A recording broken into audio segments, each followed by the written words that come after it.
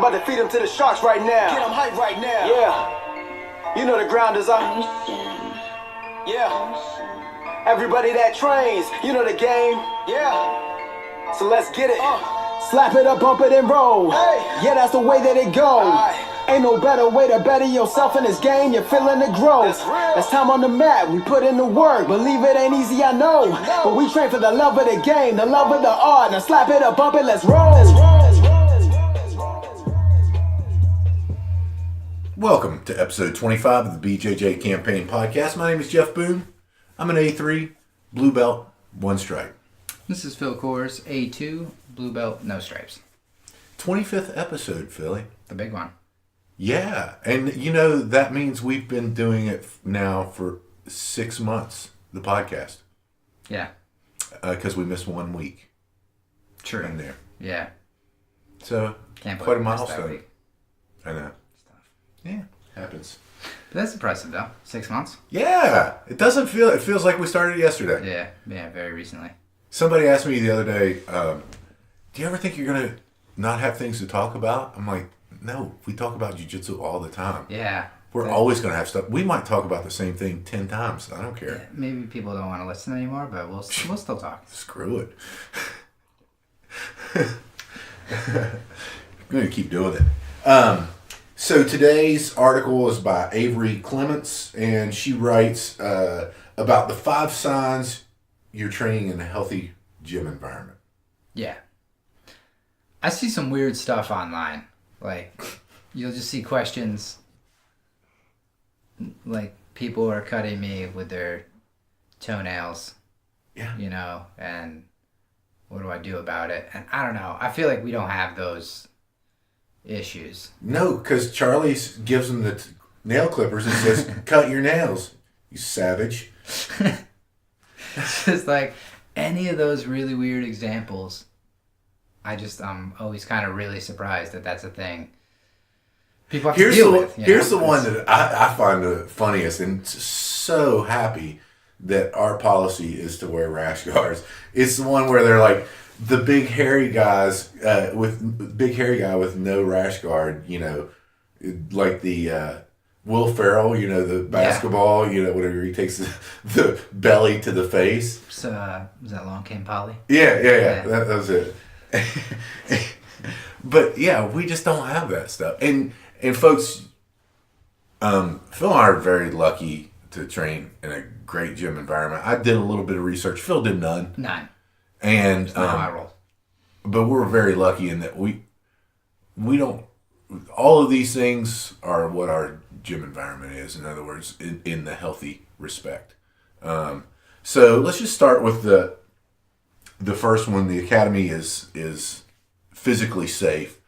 You know, just kind of talking about training in an area that's free of debris and sharp corner structures, anything like that. You know, just a physically safe training environment. I can't imagine if you went in and we're going to do jiu-jitsu at a place. Knife defenses, yes, in the middle.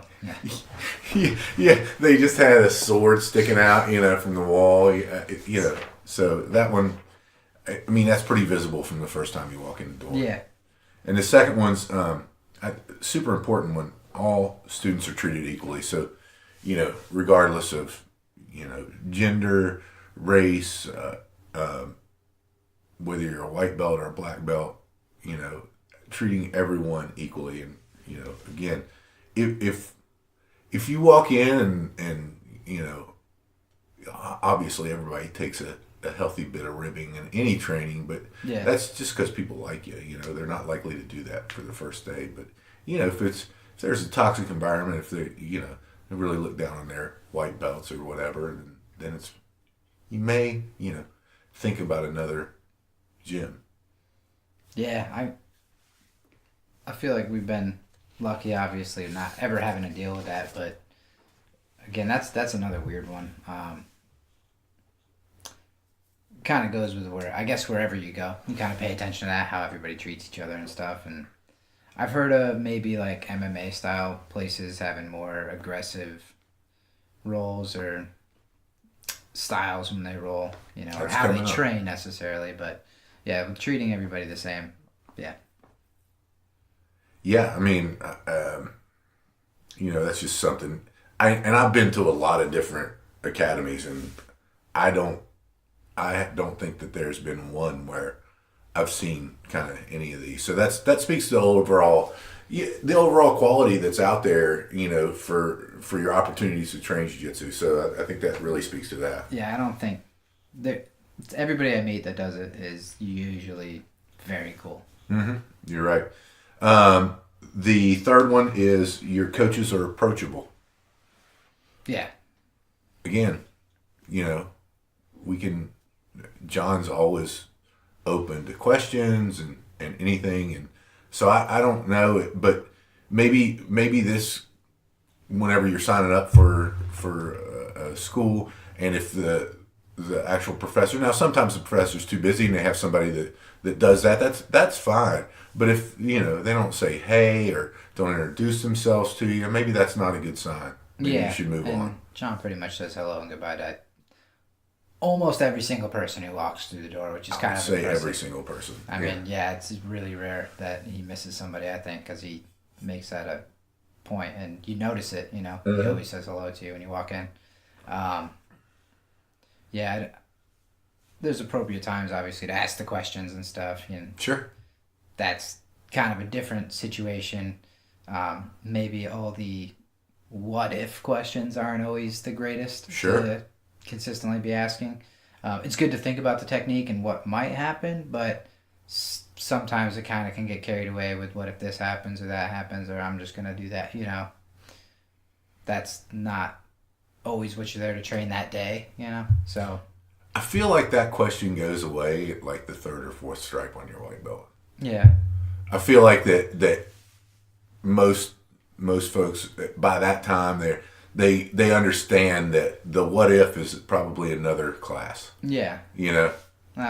But you're absolutely right. That's the answer I got the other day doing the lasso sweep. I'm just like, I'm always the one getting swept. What should I do over here? That's a whole nother class. All right, yeah, probably is. So. Yeah, well, some habits die hard. The fourth is students are protected from other students. Obviously somebody who's larger, maybe fairly new, or and haven't had the ego beaten out of them yet. Mm-hmm. And I think that it's important. It's important that the professor set that tone, and certainly ours does. But if that's not the case, then maybe consider someplace else for sure. What do you think about the places that don't let white belts roll with other white belts? Man, I mean, I think maybe it depends on how many people you have there. If you have that luxury. Yeah, I think so too. But that's probably where most of the injuries occur. Yeah, I would say. I would think. I see the rationale, but I don't. I have a hard time with them saying you can't roll with someone of your equal belt, no matter what. I don't know, but I guess I'd have to hear the rationale. I just saw that. it somewhere the other day. Like somebody writing their school does not allow white belts to roll with other white belts, and I kind of get it because that's probably where injuries are going to occur. There's going to be less learning, more of a struggle going on, but I think there's still a lot of value in the struggle aspect when it's 50-50, but I think you're going to get a lot more learning wise out of rolling with somebody better than you that lets you work and understands the training aspect of sparring more than just the competitive side of sparring. Yeah, and obviously that would have to be a really well established school, and you'd have to respect that, because if what percentage of an academy are white belts? I would say it has to be the majority. Yeah, 70%. Wouldn't you say? You would think, you know. I mean, yeah, because if you just look through the ranks, And it's like Charlotte's a good example because they've been around for Yeah. like 12 years or something, you know, long time. Yeah. They have a lot of upper belts, but I feel like that's mainly who goes to open mats is upper belts. yeah, You know, I don't see the school during the week, so I don't know what the fundamentals class looks like. there's a lot of white belts in it. I see pictures of it. Okay. Yeah, there's a lot of white belts. I mean, I just don't know. I don't know logistically. I don't think that could work in our academy. I mean, I don't think there's enough. You wouldn't ever be rolling. Yeah. You know, and then the upper belts wouldn't be rolling with anybody but white belts, and that's not good, That's another good point I didn't even think about. Yeah. right? I mean, if so, legit more. I would tell me that the white belts basically never roll. Because there's no way, because I didn't even think about that side of it. Yeah, That it would be upper belts pretty much exclusively having to rotate out. yeah. Yeah, I don't think about that. There's no way that can happen. Now I'm really curious about what that place said. 'Cause I am too. I had only thought about it from the white belts perspective. Yeah, I no. had not thought about it from the other side. No, for sure the other side. Because can you imagine? I mean, you would be almost exclusively rolling with white belt. I wouldn't like that. Yeah, so logistically it wouldn't work, and Yeah, that would have to I be don't think like I a agree with it now that I talk about it. I don't that think would I have to agree be a with it whole at all. like separate class or something, I think. Yeah.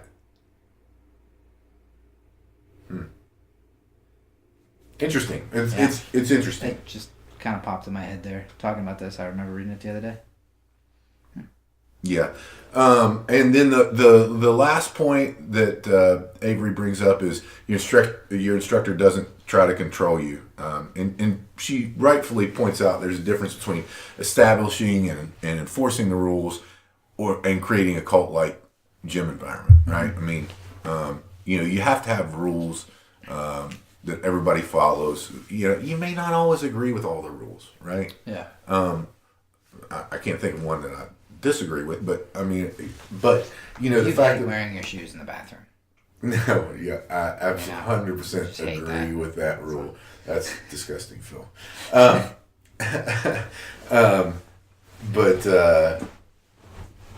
But yeah, I mean, obviously, I can't even imagine. Again, we're kind of on the outside looking into this article. Yeah.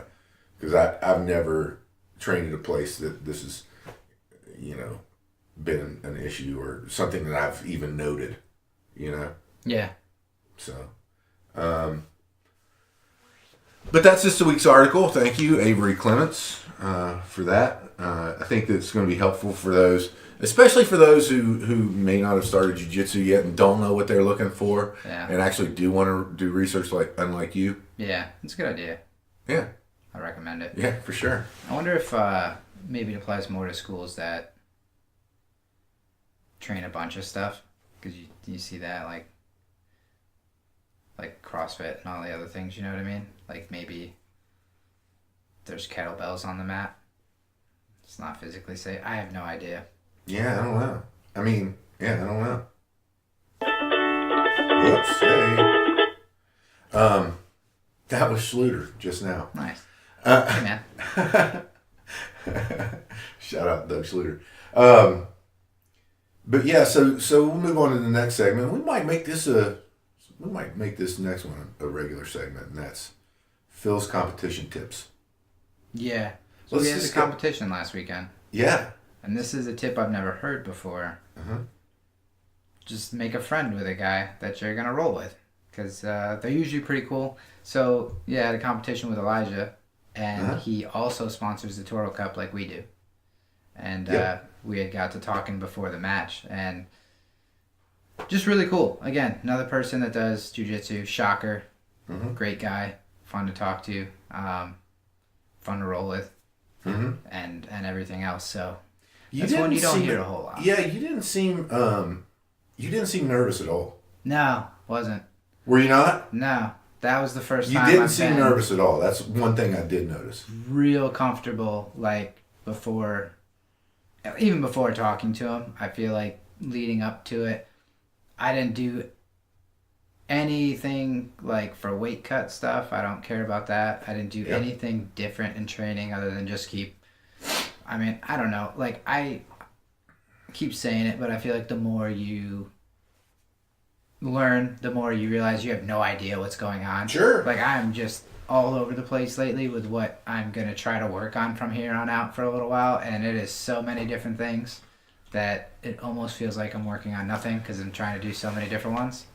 You know, like I'm trying to do outside guard passing to work with the pressure passing, trying to do open guard, lasso guard stuff that we just learned, like the 2 feet on the hips that Phil Andy was showing me, the Leva stuff like Joey's doing, trying to like just kind of familiarize myself with it because can't get used to it. That single leg X stuff that Brad was showing me, that X guard that John did in the class, and then I go watch the videos on. I am trying to do 10 million things, spinning in circles, just trying to get something going, I guess, and get comfortable with one of them. And it feels like I'm making no progress, but I'm sure it'll start feeling like some traction's being made soon. But yeah, nothing really different leading up for a competition necessarily. Like I wasn't trying to do one specific thing for it or train any different than I had been. But yeah, it's almost like the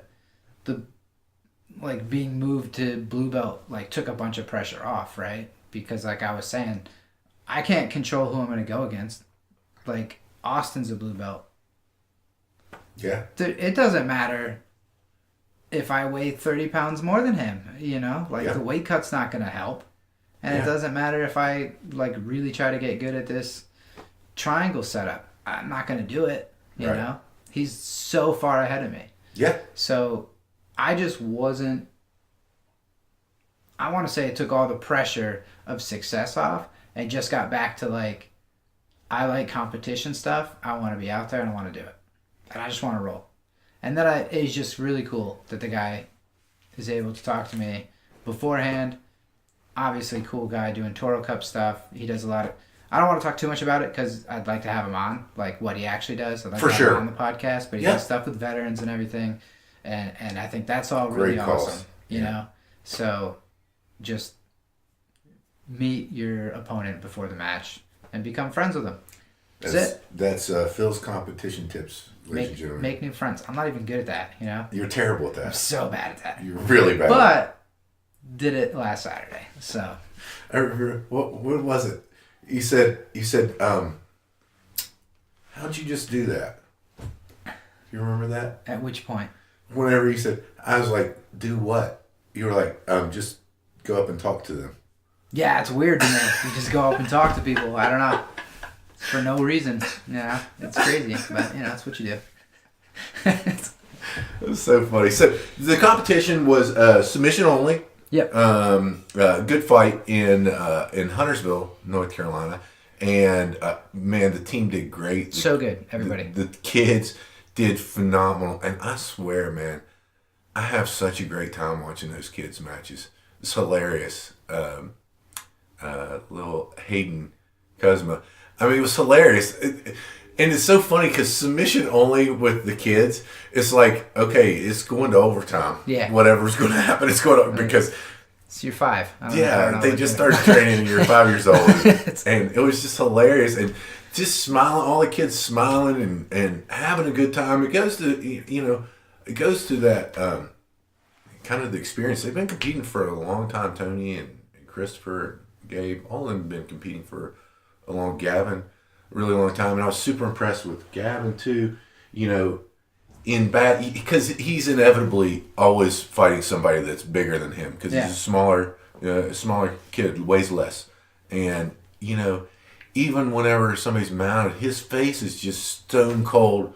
You can see like he's thinking about how to get out of this and never with any emotion and just... Well, yeah, and what's cool though is like, I feel like I would have been like this as a kid, and a lot of kids are, where I would have just looked at the kid that's bigger than me, and before the match started, I would have lost. Yeah. Because I would have been like, this kid's so big, he's a year older than me, what am I going to do? Yeah. You know what I mean? I would have lost before it even started. Yeah, I don't think that thought ever crosses his mind. No, it doesn't. And it's super impressive. It's amazing. Yeah, I learned a lot, man. I learned a lot from the kids and from everybody, It was... it was Yona's first competition. She did really well. Yours already hit a better takedown than I'll ever hit. Yeah, for sure. Her single leg's First try. way better than yours. Better than any takedown I could do. Yeah. She hit one in her first match that's better than I'll probably get at least for a couple more years. Hilarious. I don't even know if I should mention this, but I'm going to. When she came off the mat after her first match, she was dead tired. Mm-hmm. And she was like, Jeff, I don't want to do that again. No, what's so funny is I've been there. I would never say Everybody's been there. I would never say it I out wouldn't loud. say it, no. Yeah, but that's just the way she is, yeah, I would never say it out loud. But yeah, after the first match that I don't remember, I walked off and I was like, I really don't want to do that again. So, it's hilarious. Yeah. Hilarious. She did do it again. But I thought that was really funny. And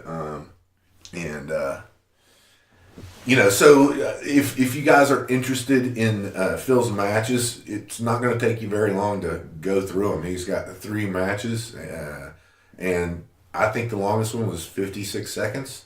Maybe? Yeah, something like that. Yeah, so all 3 matches in under 3 minutes, and and I was just thinking about this, but the results, we really don't care about the results. It's not what you do it for. But for the listeners, Phil won the competition. So did Landon. So did a bunch of the kids. It was really, really good competition. They took the kids' team trophy home. Was there a trophy or a medal or something? But yeah, it's a trophy. Yeah, took the kids' team trophy home, and so Phil won, Landon won, gi and no gi. What was good for me is I was able to keep composure the entire time, mm-hmm. roll at the pace I do when I'm at the gym, never over grip. Yeah. And there wasn't a lot of time, obviously, but I think Sure. a lot of that contributes to the fact that I didn't do any of those things. Yeah. So, and I think Monday I was talking to Luke about it, where he's like, is this the most relaxed you've been? And I said, yeah, easily, Sure. And the biggest part of the competition for me in the last couple ones going into it is like been mental. Can I just calm down? Can I just do, like we make the joke all the time. If I could just remember all the stuff in the fundamentals program I've seen 10 times, I should know enough.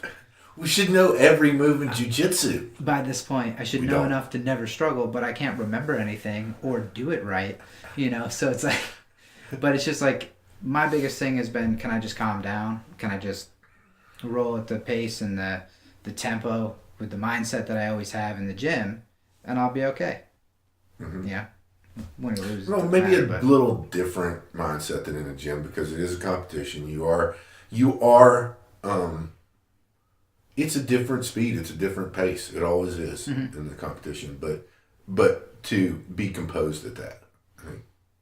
Right. Well, and that's the goal. You won't reach it necessarily, but every time I'm getting more relaxed, more comfortable, and the things are going better because of that, Mm-hmm. And even the first match that was like 30 seconds, he got an ankle lock on me, mm-hmm. and it was whatever, Yeah. Lesson learned, don't pull guard that terribly ever again. Don't do that. Yeah. You actually lazy, just pulled guard, you grabbed this lapel and then just stuck your foot where an ankle lock would be. Yeah. And don't do that. Surprise, you got ankle locked. Lesson learned. So if he did that immediately, it hurt. You were bruised. For a couple days. Yeah. It's fine now. But yeah, no, it's lesson learned again. It's pull guard super aggressive. And Manny tells me that all the time. Yeah. Like, if you're pulling guard, close it up. Like, don't give me time to pass, because mm-hmm. then the next time he just tosses me to the side because he's like, you didn't pull guard. Like, that's your chance. That's what you need to do. And it goes back to that video that we shared of James Klingerman. It was a great story. I loved that story, where he shared that back in the early days, I think he said it was like, was it 1998 or something like that was what he referenced to with regards to pulling guard. Did you see that one that I shared from James? Or I think I did, but you might be confusing two videos. I'm not sure. Or I might be. Okay. So, well, anyway, the gist of this video was, in the early days, whenever he was competing, they would, like, someone would pull guard on him, and he would just go into their guard. Right? Yeah. Like he thought it was a courtesy. Like, okay, you're pulling guard. I'm going to go ahead and get in your guard. And you're kind of on the opposite end of that spectrum where you want to pull them into your guard because now everybody knows, and this is what he learned, because someone at the competition didn't go into their guard. He was like, "Whoa, that's rude. You go in my guard." What's the easiest way to pass guard? Never be in guard. Yeah. Right. I mean, and so I thought that was a great story. I loved it. I thought it was really funny. Shout out James Klingerman. Awesome. But yeah, I thought that was really funny. So conversely, whenever you pull guard, you have to pull guard. Like you mean it, you have to do it. And listen, for those out there, pulling guard is a technique, and it's not something that I do often. But guess what? I practice it because at some point I'm going to do it in competition or otherwise. And if you don't practice, try it. If you're out there now and haven't really been a guard puller, try to pull guard. It's not an easy thing to do with control unless you practice it. Just like everything else in jiu-jitsu. Yeah. So, but back to that, I was able to keep my head basically and not freak out necessarily after making a giant mistake and 4 seconds into the first match, just kind of stay calm and all that stuff that's like my competition goal. I don't really care about anything else. Just like keep that composure. Stay as calm as Gavin. That's my competition goal. There you go. That'd be good. Second, just to recap, so the first match, all 3 matches against Elijah. First match, he ankle locked you. Second match, really slick arm bar. I don't even know how it happened. It was really fast, really slick arm bar that you did. Caught him in 40 seconds or something like that. And then it was the same one. He was kind of doing that like a Masa Pow, I want to say, whatever. Yeah, thrust choke. That kind of guard pass is kind of attacking from inside the guard on the neck, and that's happens to me all the time because people are always bigger than me. Yeah. So a lot of people's instinct is to try to attack my neck in the closed guard. So same one you caught me with the other day training. Whenever I was reaching back to break guard, great, super tight, super fast, really good, really good arm bar. But that's the same one that we always drill that John shows with the Bridget with the chop and the swing. Yep. Same thing. Exactly. And the third match, and I want to maybe just say I predicted the third match. I whispered to Marshall, he was beside me, and I was like, Phil's going to choke him this match. Sure enough, cross choke, because, that's what you do. My favorite one, I know it is. So yeah, great competition, great result. And listen, the win is in competing. That's where the win is, So congratulations. No, for me, it's I made a friend. I don't do that very often. So now I'm looking forward to seeing it next week at the Toro Cup. Well, this is the only way you're going to make friends is jiu-jitsu. Yeah, that's 100% true. Yeah. So anybody out there that doesn't have friends and is not doing jiu-jitsu, go do jiu-jitsu. You'll get friends. Way easier. Yeah. But speaking of James Klingerman, wanted to talk about his video. You watched his video, kind of let the audience know what you're talking about on that. Did we share? You shared it, didn't you? Or did that you? one you did, yeah. Okay. One of us shared it, but yeah, it's like all. I think I did. Everything he's been doing, I feel like he's speaking to me because he's been just working from the guard. And yeah, he did a really cool cross choke to an armbar kind of combination stuff, and I feel like I don't connect those two necessarily right now because I tend to go more cross choke and triangle combinations. But yeah, just really cool stuff he does. And then he started working on the lapel thing, like you were talking about, being less rapey with that. He uses his foot. Yeah. Which is super cool, which I'm gonna try in an hour or two here when I go meet with Mark. I'm gonna see how that works. Yeah, so then he's doing lapel choke stuff, to cross chokes with the lapel, and then the baseball bat choke. Mm-hmm. And then something that's been happening to me, obviously everybody knows the baseball bat choke. Like, it's not... Sure. You know, best case, you hit it on somebody once. Right. You know, real good. Yeah. And then they're aware, you know. But just one quick story. I remember the first time that I got baseball choked, and it was by Jeremiah, and I was like brand new, and Jeremiah was a 4-stripe white belt at the time. I had 0 stripes, and again, I wasn't the best one to roll with, but I'm like, all right. Oh my God! I'm gonna pass this guy's guard. You know, I already knew he was good then, and I was like, all right, I'm gonna pass this guy's guard. I pass his guard, and like immediately, I was like tapping. I was almost out. Like immediately, whenever he did, I was like, oh my God! I was like, what did you just do there? And he started laughing. He's like, that's the baseball joke.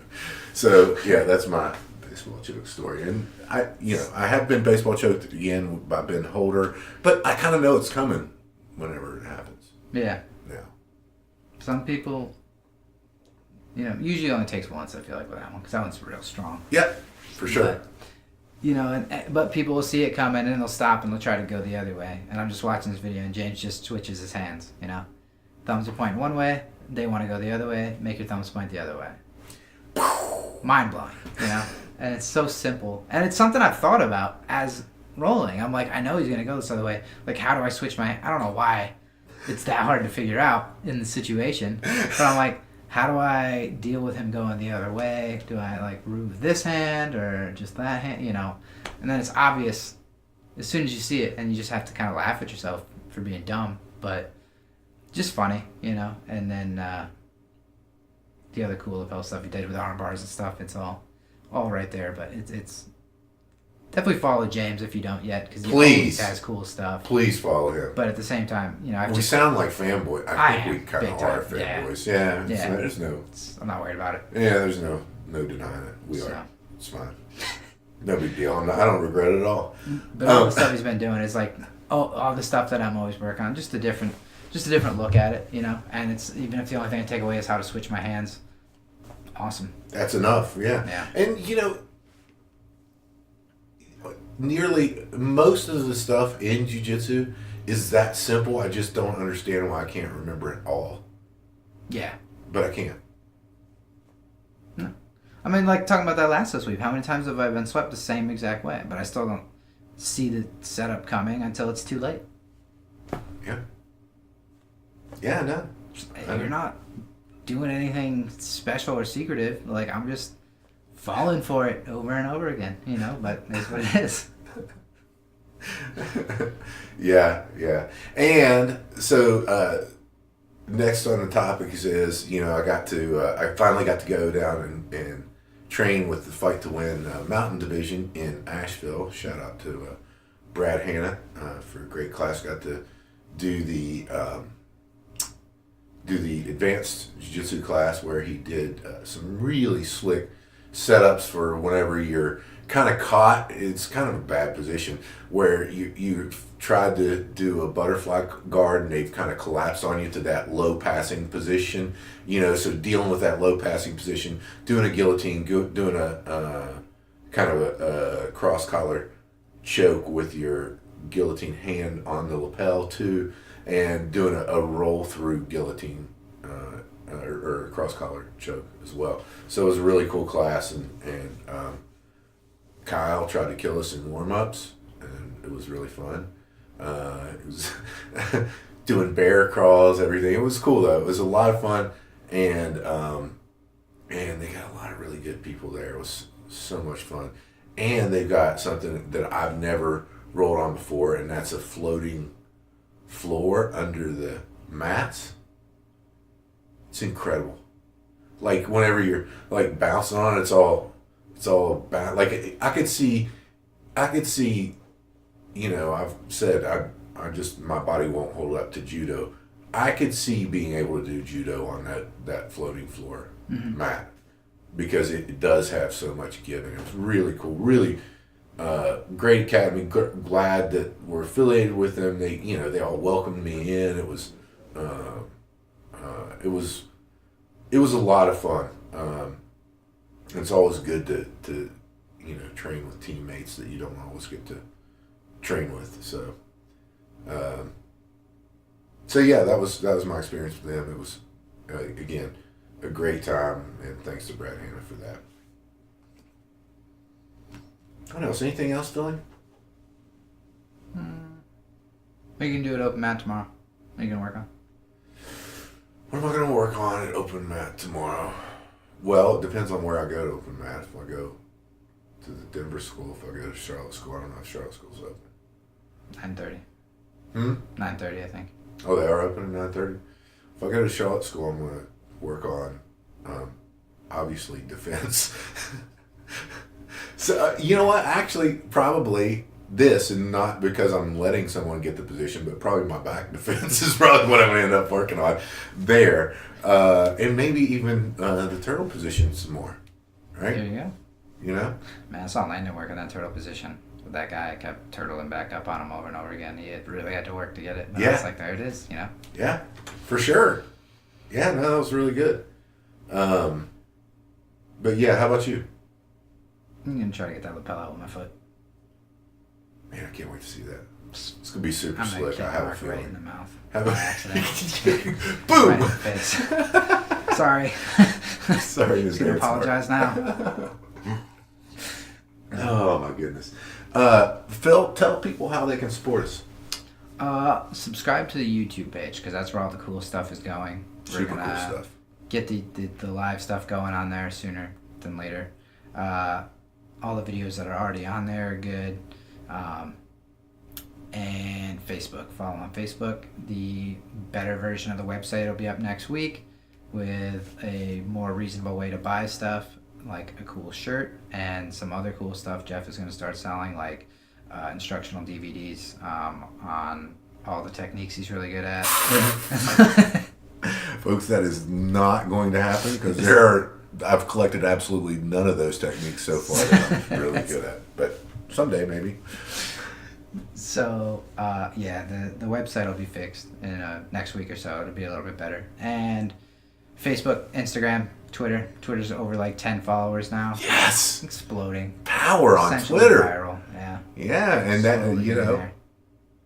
that's Instagram. Instagram's going well, right? We've got several things up there. Yeah. So, what else is there? Did we miss anything? Did I say Toro Cup? We're going to be there? Oh, yeah. Because we're going That's to it. be doing that next week. So we'll have next two podcasts should have guests on them. Yep. Looking forward to it. So we're going to have James Boomer Hogaboom on the podcast, who runs the Toro Cup and is a phenomenal hype man. Very good. Really good hype man. Him and Bagels both. Really good, solid hype man. And Billy Dowie